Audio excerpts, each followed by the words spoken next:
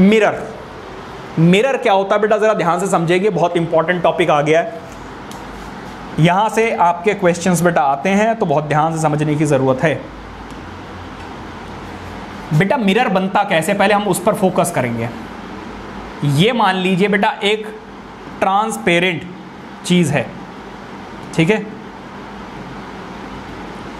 Glass, क्या है बेटा, ये ग्लास है, क्या है, ग्लास। ग्लास क्या होता है बेटा, पानी पीने वाला ग्लास नहीं है, जो हम विंडो में लगाते हैं शीशा, उसको बोलते हैं ग्लास, ठीक है। अच्छा, ग्लास को बेटा मिरर कैसे बनाया जाता है, एक बात, और जब आप जाके विंडो के पास खड़े होते हो तो क्या आपको अपनी शेडो नजर आती है, अपनी पिक्चर उसमें नजर आती है, बहुत लाइट, वो शेडो है, वो अलग चीज है। क्या आपको बिल्कुल प्रॉपरली अपनी पिक्चर नजर आती है, नहीं नजर आती, क्यों, क्योंकि वो ग्लास है, वो मिरर नहीं है। बेटा ग्लास को मिरर बनाने के लिए पहले आपको क्या करना पड़ेगा, इसके पीछे बेटा सिल्वर कलर से पेंट करना पड़ेगा, सिल्वर कलर से पेंट, पहले मैं इसका कलर थोड़ा सा चेंज कर दूं,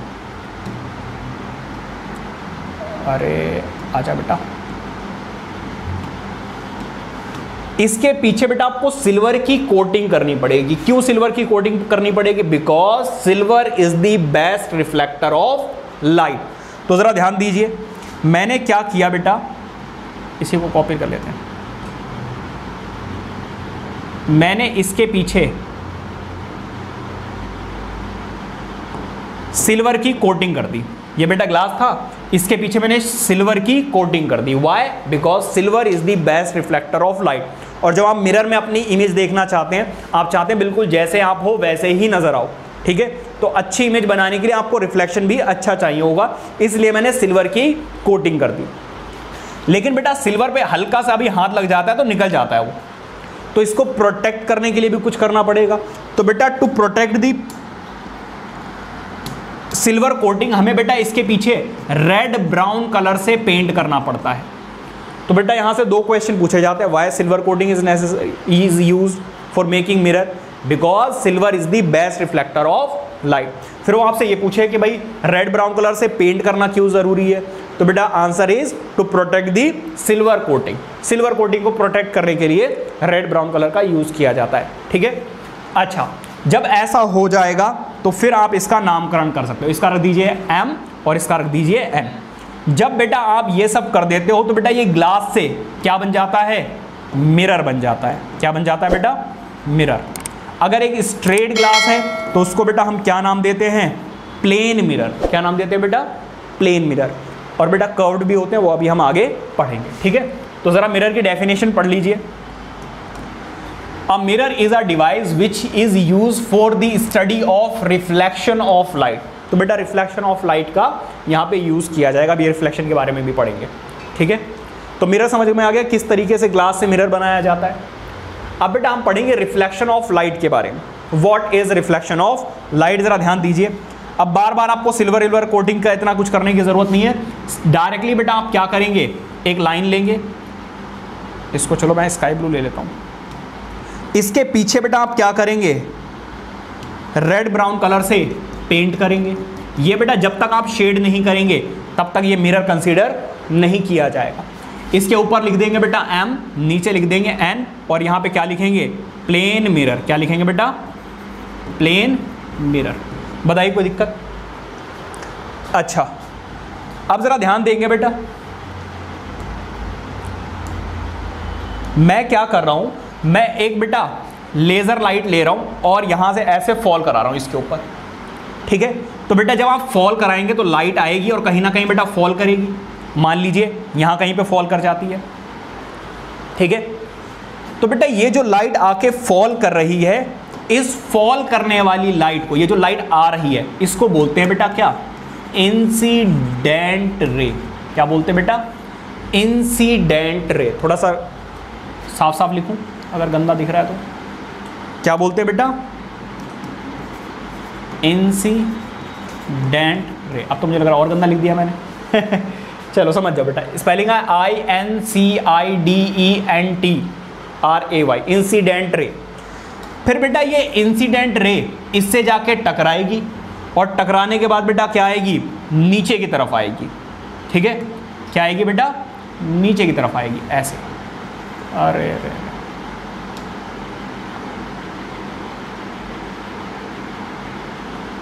क्या हो रहा है?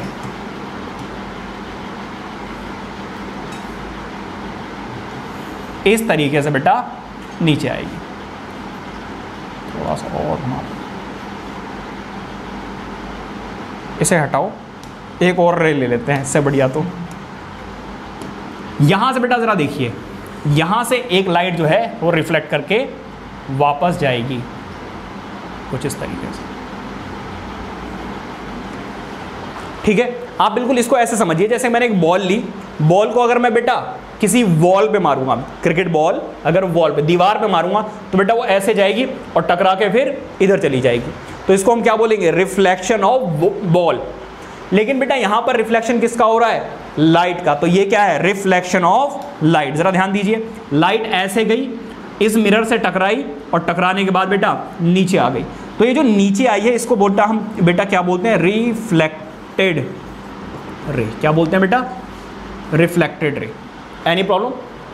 और जिस पॉइंट पे जाकर ये इंसिडेंट रे एंड रिफ्लेक्टेड रे मीट करती हैं उसको P से डिनोट करते हैं और इसका नाम क्या होता है? Point of incidence. क्या बोलते हैं बेटा? Point of incidence. Point of incidence, ठीक है। अब बेटा जरा ध्यान दीजिए, कोई भी एक मिरर है, इसके ऊपर मैं कितनी परपेंडिकुलर लाइंस बना सकता हूं? इनफाइनाइट। लेकिन मैं क्या करूंगा? मैं एक परपेंडिकुलर लाइन ड्रॉ करूंगा इस तरीके से। वो परपेंडिकुलर लाइन मैं डायरेक्टली कहां पर लेके जाऊंगा? पॉइंट ऑफ इंसिडेंस पे। और इस वाली लाइन का जो प्लेन के साथ परपेंडिकुलर है या 90 डिग्री एंगल बना रहा है, इसको बेटा हम क्या नाम देते हैं? नॉर्मल। क्या नाम देते हैं बेटा? नॉर्मल। नॉर्मल रे। क्लियर हो गई बात या नहीं?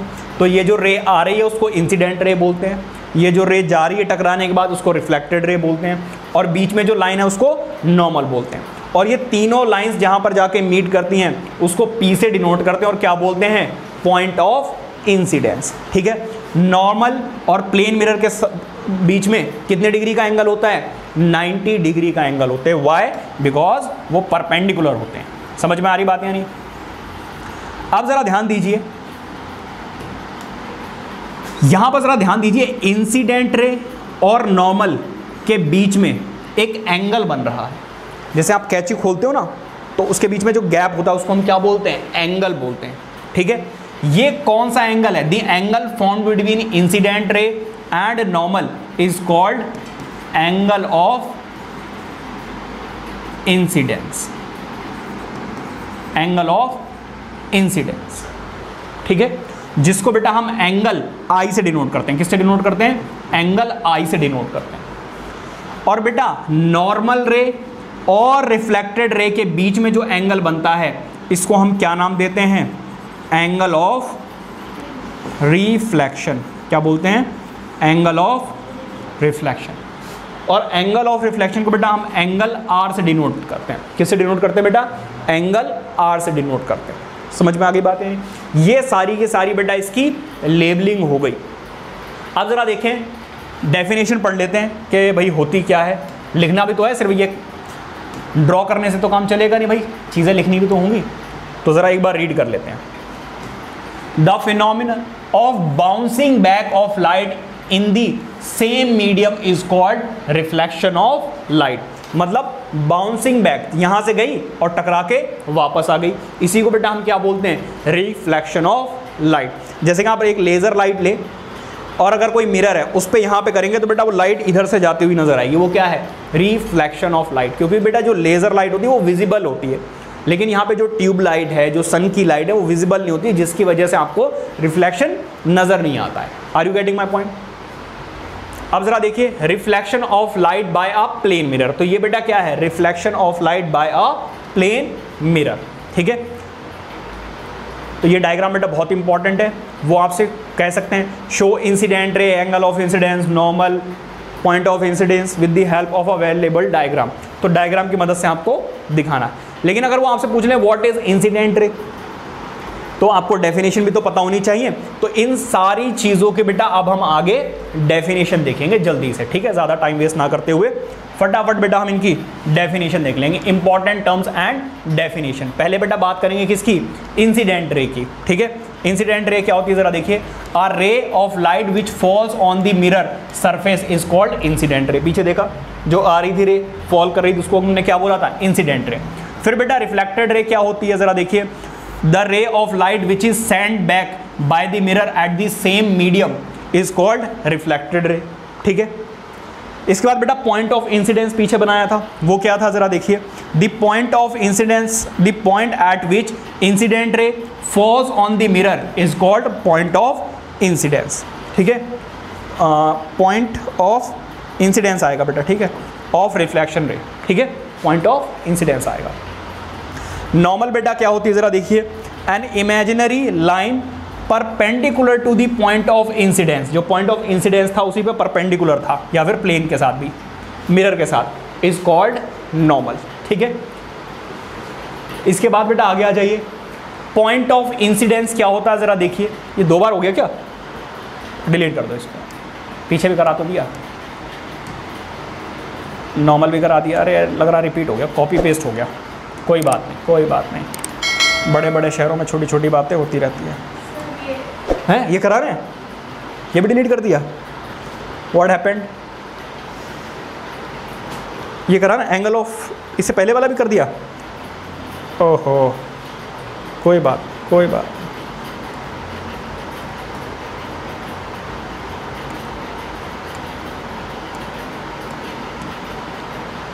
चलो कोई बात नहीं। एंगल ऑफ इंसिडेंस जरा सुन लीजिए, वो एंगल ऑफ इंसिडेंस डिलीट हो गया।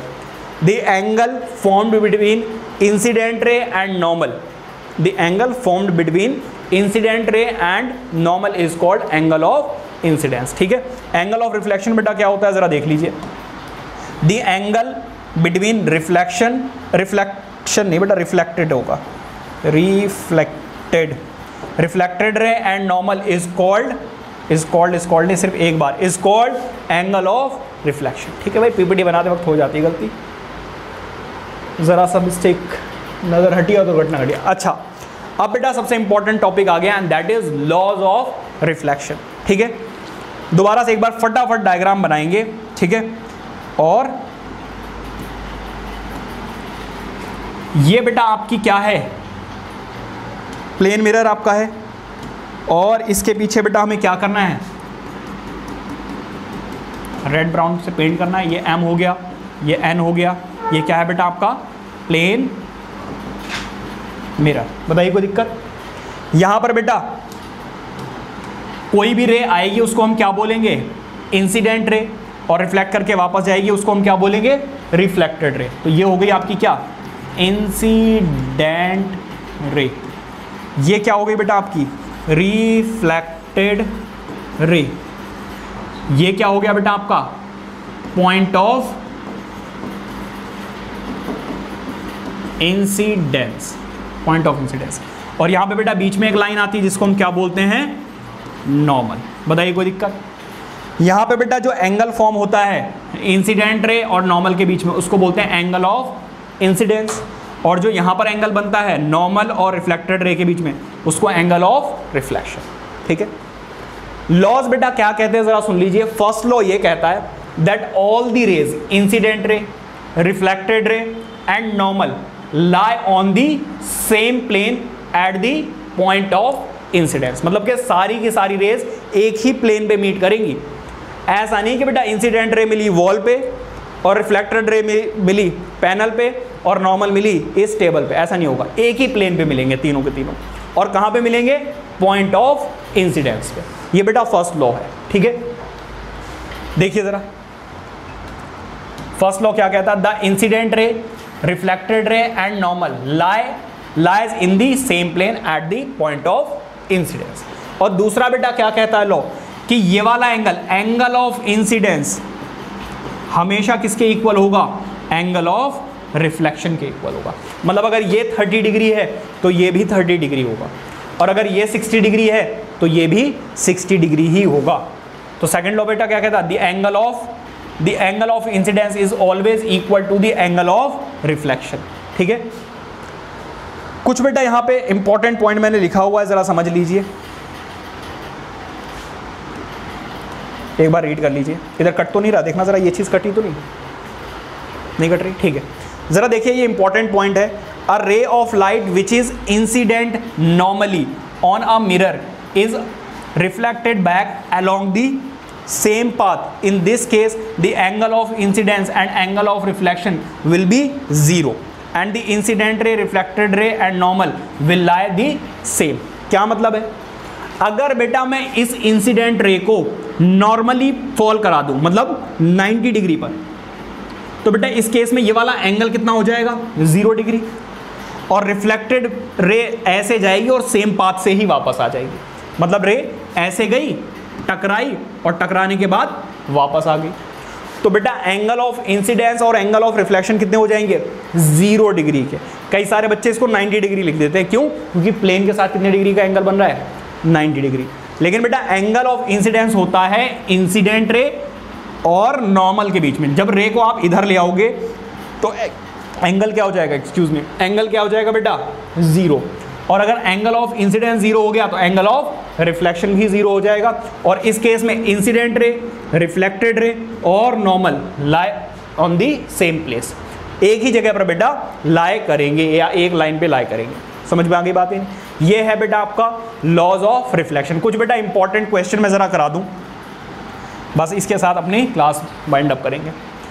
अगर बेटा वो आपसे कहें कि if angle of incidence is 30 degree, what is the angle of reflection, आप क्या बोलोगे? 30 degree, second law of reflection of light के अकॉर्डिंग। अगर मैं आपसे बोलूं, ध्यान से सुनना, if the angle formed between incident ray and normal is 50 degree, then what is the angle of reflection? हाँ जी, 50 डिग्री। वो डर रहा है बताने में अभी भी। भाई अगर इंसिडेंट रे और नॉर्मल के बीच में 50 डिग्री का एंगल है तो एंगल ऑफ रिफ्लेक्शन भी कितने डिग्री का हो जाएगा? अगर बेटा मैं आपसे पूछूं, if the angle formed between incident ray and reflected ray is 80 degree, हाँ जी, what is the angle of reflection? हाँ जी, 10 डिग्री। Very good. कैसे पता चला बेटा? ये देखो, ये सोच के बैठी हुई थी, सर ये वाला क्वेश्चन पूछेंगे, मैं यही आंसर दूंगी माइनस करके। बेटा सुन नहीं रहे हो ना आप क्वेश्चन में क्या कह रहा हूं? मैंने बेटा आपसे बोला कि इंसिडेंट रे और नॉर्मल के बीच में जो एंगल बन रहा है वो 80 डिग्री है, मतलब पूरा एंगल। और ये जो नॉर्मल लाइन है इस एंगल को 2 पार्ट्स में डिवाइड कर देती है। तो ये ऊपर वाला भी 40 और नीचे वाला भी 40। हम तो सोच के बैठे हो angle of incidence is equal to angle of reflection, मतलब वो जितना। आपके लिए चारों ऑप्शन होंगे बेटा, एमसीक्यूज में आ गया तो ऑप्शन ए रहेगा सबसे पहले 80 डिग्री, क्योंकि angle of incidence is equal to angle of reflection. दूसरा बेटा एंगल 10 डिग्री आप लोगों के लिए भी रहेगा बेटा, बुरा मानने की जरूरत नहीं, सबके लिए कुछ ना कुछ ऑप्शन मिलेगा जो आपके दिमाग में आएगा। थर्ड बेटा क्या हो जाएगा बेटा? थर्ड बेटा 10 हो जाएगा, 40 हो गया, और फोर्थ हो जाएगा बेटा 50। सारे ऐसे ऑप्शंस रहेंगे, तो दिल छोटा करने की जरूरत नहीं है, आपके लिए भी ऑप्शन मिलेगा। ठीक है, इसे टिक करके आना बेटा। आंसर सही क्या होगा? सी, थर्ड वाला। ठीक है, अच्छा अब जरा ध्यान से सुनिए। अगर मैं आपसे कहूं if the angle formed between incident ray and plane mirror is 30 degree, what is the angle of reflection? हाँ जी भाई साहब बताइए। 30 डिग्री एंगल है। If the angle between incident ray and plane mirror is 30 degree, what is the angle of reflection? 50 degree. कैसे पता चला? 90 में से 30 माइनस करो तो 50 आएगा। बेटा देखो मैंने आपको कौन सा एंगल दिया, जरा ध्यान से समझिए। मैंने incident ray and plane mirror के बीच वाला एंगल दिया है कितने डिग्री का? 30 डिग्री। ये पूरा एंगल कितने डिग्री का है? 90 डिग्री का। तो बेटा अगर 90 में से मैं 30 माइनस कर दूं तो कितना बचेगा? 60 डिग्री का एंगल बचेगा। और angle of incidence is equal to angle of reflection. मतलब बेटा एकदम स्ट्रेट फॉरवर्ड आपको नहीं मिलेगा आंसर, थोड़ा सा घुमा कर देंगे। तो ध्यान से समझेंगे, क्वेश्चन पढ़ेंगे, उसके बाद आंसर करना है। जल्दबाजी में करोगे तो बेटा आपके लिए सारे ऑप्शंस मिलेंगे, टेंशन लेने की ज़रूरत नहीं है। तो आज के लिए इतना ही करेंगे, नेक्स्ट क्लास में नेक्स्ट टॉपिक्स डिस्कस करेंगे, प्लीज़ नोट इट डाउन।